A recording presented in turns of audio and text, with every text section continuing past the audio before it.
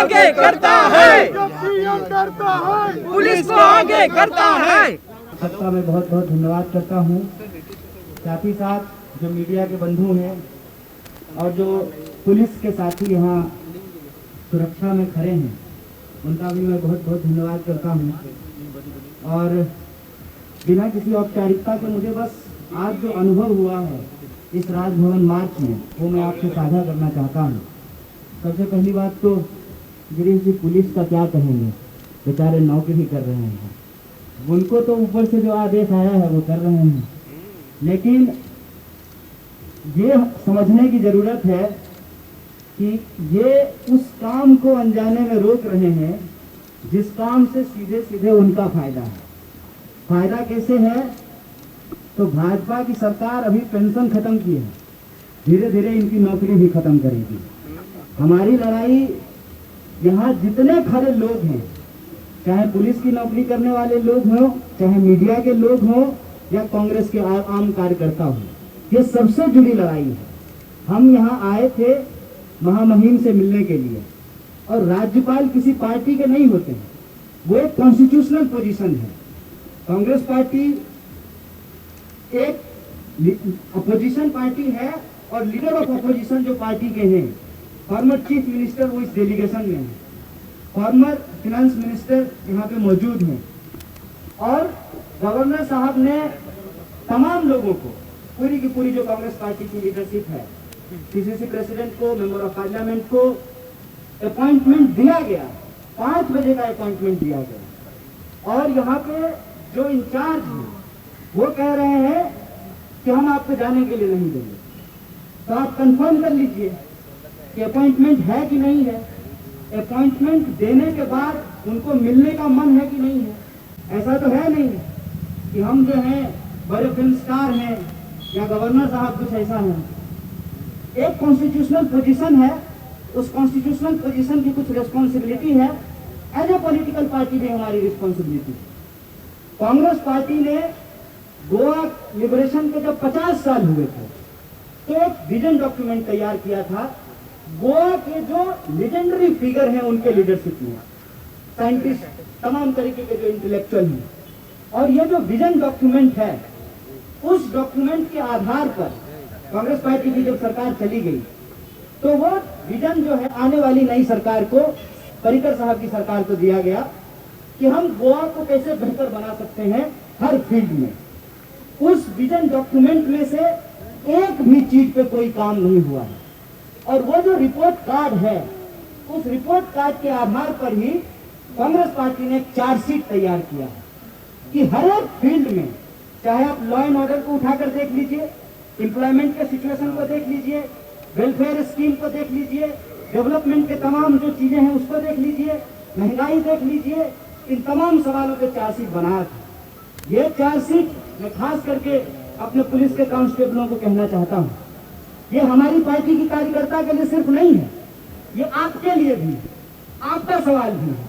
हो सकता है कि आपको ऊपरी कमाई हो, लेकिन आपको भी तो 110 रुपए लीटर पेट्रोल खरीदना पड़ रहा है ना, आपको भी अपने बच्चों के लिए महंगी शिक्षा लेनी पड़ रही है ना, आपको भी इस बात की गारंटी नहीं है ना कि आपका बच्चा इंजीनियरिंग कर ले, एमबीए कर ले, उसके बाद उसको नौकरी मिल जाएगी।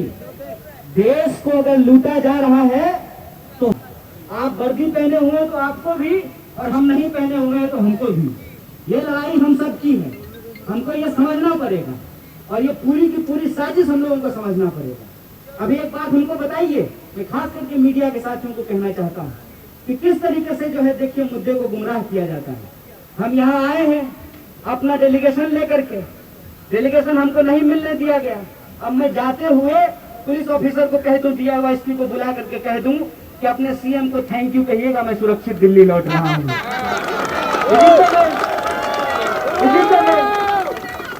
क्या रिस्पॉन्सिबिलिटी है, किस तरीके से डेमोक्रेसी चलेगा, जमहूरियत में क्या जरूरी चीजें हैं। विपक्ष का काम है जनता के सवालों को उठाना, सत्ता पक्ष का काम है उस रिस्पॉन्सिबिलिटी को डिलीवर करना जो वादा आप करके आए थे। आप बताइए कि कौन सा वादा पूरा किया गया है। अनएम्प्लॉयमेंट के मामले में गोवा दूसरे नंबर पर है, महंगाई आसमान छू रही है। कोविड सिचुएशन में हमने देखा कि दर्जन लोगों से ज्यादा लोगों की मौत जो है यही गोवा मेडिकल कॉलेज में ऑक्सीजन के बिना हो गया है। ये हमारा आपका सबका मुद्दा है। इसीलिए बतौर लीडिंग अपोजिशन पार्टी हम अपनी जिम्मेवारी को निभाना चाहते हैं और इस राज्य की सरकार को एक बात कहना चाहते हैं, आप हमको रोक सकते हैं, आप बैरिकेड लगा सकते हैं, जान लीजिए हम बैरिकेड गिरा सकते हैं। हमने अपनी जिंदगी में दर्जनों बैरिकेड गिराया है, आपका बैरिकेड भी हम गिरा देते हैं, लेकिन हम बैरिकेड नहीं गिराए। इसलिए नहीं गिराए कि हम चाहते हैं कि 1 महीने में आपकी सरकार ही गिर जाए। हम चाहते हैं कि आप हमारा चार्जशीट एक्सेप्ट नहीं कीजिएगा। गोवा की 14-15 लाख आबादी, मैं कांग्रेस के कार्यकर्ताओं से अपील करना चाहता हूं, ये चार्जशीट गोवा के एक एक घर में पहुंचा दीजिए, एक एक नौजवान के हाथ में पहुंचा दीजिए, एक एक महिलाओं के हाथ में पहुंचा दीजिए। फिर इनको समझ में आएगा कि पोजीशन में है और जो बात को इधर उधर भटका रहे हैं उनके लिए एक बात मैं कहना चाहता हूं, उल्टे चोर कोतवाल को नहीं डांट सकता है। आप मुझे बताइए कि जो खरीदते हैं वही जो हमारे नेताओं को खरीद कर ले जाते हैं वही उल्टे आरोप लगाते हैं कि आपके नेता बिक जाते हैं। अरे हमारे नेता को आप खरीद सकते हैं, हमारे विचार को आप नहीं खरीद सकते, हमारे इतिहास को आप नहीं खरीद सकते हैं।